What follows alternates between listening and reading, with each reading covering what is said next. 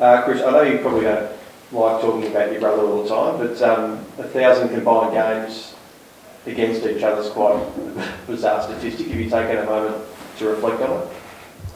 A little bit, because it is, even I appreciate the coincidence of it, that we happen to be, our teams happen to be playing each other this week, but I'm very, very confident. I haven't spoken to him, but I'm very confident he wasn't aware of anything like this, and I certainly wasn't either. I shouldn't speak for him, but I think you know enough from what I've said in the past. I tend not to think too much about these things, but I guess I sort of think about it, well, that's 1,000 times combined that I've felt, or we've collectively felt sick the day of a game. But yeah, it probably means we've been around for a while. Has it changed at all, Chris, coaching against Brad in the time? I mean, you've been doing it for so long, you two. I always think every year is different and every situation's different. So yeah, in that context, that it's shifted a little bit, but I don't think my approach to it has.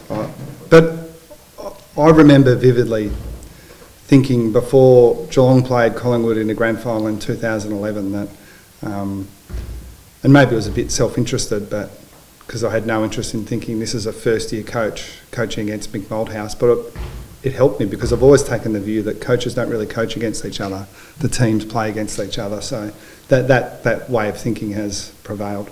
Will Bailey Smith be there to celebrate the 1,000th occasion with you? Yeah, not to celebrate that, but he'll play. Yeah. Didn't need to do anything today? No, he was, as we forecast last week, when he was able to put in a good training session sort of in and around the game. Last week we were confident he'd play, and he's ticked every box this week, so he's good. The competition for the spots has heated up, Chris, when you can't get Ollie Henry straight back in. Jack Bowes has to come a long way as well. Yeah, and Jed Buse is sort of in that category as well. We have put a bit of thought into the possibility or the probability that we'd get a bit of a squeeze in this part of the year. We still have one or two that we're confident will come back into our team. College Asney is the one that sort of springs to mind that will come back as well. So it is going to be a little bit of a juggle. And when I say we put a lot of thought into it, it's not necessarily that we've come up with great answers, but it probably reinforces to us that we do need to manage our list, which has been our way for a long, long time, and just reinforce that the team we pick in any one particular week shouldn't be read as what we think is our absolute best 22. It's very situational and does give some thought to sort of the longer term. So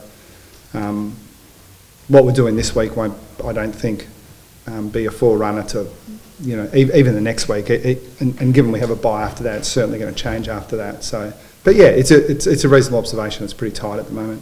VFL team comes out, I think, in about half an hour. Do we expect that Bowes and Henry will play against wherever tomorrow, and you'll carry somebody over as well, I'm guessing, as well? Yeah, so we've always got that challenge of the carryover when the VFL team plays beforehand. We haven't absolutely made that decision yet, but I think it's unlikely Bowes will play. I think it's similar kind of last year as well at this time, and to be so successful, you probably always have had this challenge of guys missing out, and then you've got these younger guys as well who maybe any other club could maybe get into the team, but the Cats are so difficult. How is it to balance those guys as well about when potentially their opportunity does come? Yeah, we are thoughtful about it, not to say that we necessarily nail it. I think you referenced about this time last year, and we reflected on a period we had where we didn't think we nailed that balance between managing our list, giving opportunity to young players, whilst also maintaining continuity. And we think we've learned a few lessons there, but it doesn't necessarily make it easier. I've been at the Cats 15 years, and we've always had a bias towards thinking about how we can get opportunity for younger players. And it doesn't feel much easier now than it did 15 years ago, to be honest. Chris, do you mind if I just ask about the catch-up with Bailey Smith and Andrew Dillon? What was I know you sort of addressed it a bit on Agenda Setters. What was the wash-up of that? Why was it important, and how did Bailey sort of come out of that meeting feeling? I wouldn't overplay the importance of it. It was a very casual and low-key catch-up, as much as can be between peers when you've got a 23 or 24-year-old with the CEO of the Cats and the CEO of the AFL. It was, and again, I'm loath to say too much because I don't want to speak on behalf of Andrew Dillon, but as a club, we certainly appreciated the fact that he reached out. He's got a pretty close relationship with Steve Hocking as well. And my understanding, and correct me if I'm wrong at the back of the room, but my understanding was that in conversation it came up that maybe we should just, it'd be good to catch up face to face at some point. And from that suggestion, we took him up on it, and Bailey was really keen for it. But it was, again, it was a pretty low key kind of conversation. I think the takeaways would have been Bailey has a really good feel that he's got a lot of people supporting him. I think he recognised better post that meeting how much the AFL value what he can bring to the game, and by extension to the AFL themselves. While also, and I don't think he's ever had any trouble with this, but it has been reinforced. You know, the responsibility that he has to the game as well. That those things kind of go hand in glove. But yeah, I mean, the more I talk about it, the more I get concerned that I give the impression that it was 3 or 4 people speaking at Bailey. It wasn't like that at all. He actually did most of the talking, which is not unusual. Do you get sick of talking about it? No, I don't. And we're loving having him. I can't. I mean, even these things are so minor in my opinion. You know, if you had 100 units, this would constitute one, and the other 99 have just been like been so positive for us on the field. It's been good fun to have him around the place. Players love him, staff love him. Like, I mean, we're on our toes, aren't we? It's exciting, but we've said for a long time we don't have any intention of trying to fill our list with the same sort of person. He is unique, but in the most positive sense of the word.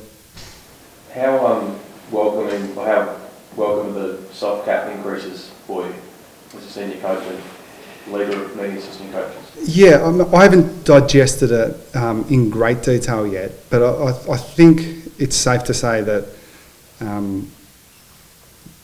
it's really appreciated amongst the coaching fraternity in particular, that the thought that's gone into it,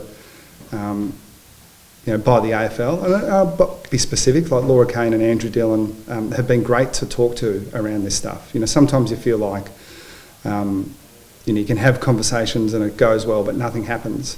Not only do I think that they have a really clear picture of where the coaching group was coming from, but and they don't always have to agree with us, by the way. That should be made clear.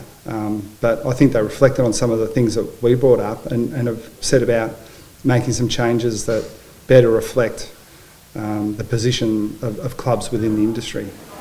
What have you made of the changes that they've had? Tom Harley, obviously the COO, Greg Swan, Laura Kane's role being shuffled around. There's been a lot happening. How have you processed it all? Well, I think I said last time I spoke about it publicly that the most important thing from my observation is that role has just grown so much. So Steve Hocking's, you know, if he's not the most competent person I've met in footy, he's pretty close. And he left that GM of football role at the AFL, and the role has only got bigger. So to think that it could continue being under the remit of one person, I think, was probably a bit naive. So it was always going to happen at some point. And the fact that 2 really experienced club people have gone into the AFL, I think, is only a positive as well. But yeah, I'm not sure how it's been interpreted by others. My observations are, 1, it just seemed a logical move, and 2, it was kind of recognition and reinforcement that the people who were already in there are very, very good at what they do, but just the roles had changed, and the size of the responsibility in there meant that they need more support. And I think 2 people of the quality of Greg Swan and Tom Harley going in there is really reflection of this is a hard job and it needs to be a little bit better resourced. But can I just say also, like, I don't even know if I'm right about that. That's just my observation from afar. I'm not in there seeing it every day, but I think that seemed to be the prevailing view, that this is a difficult job, and more people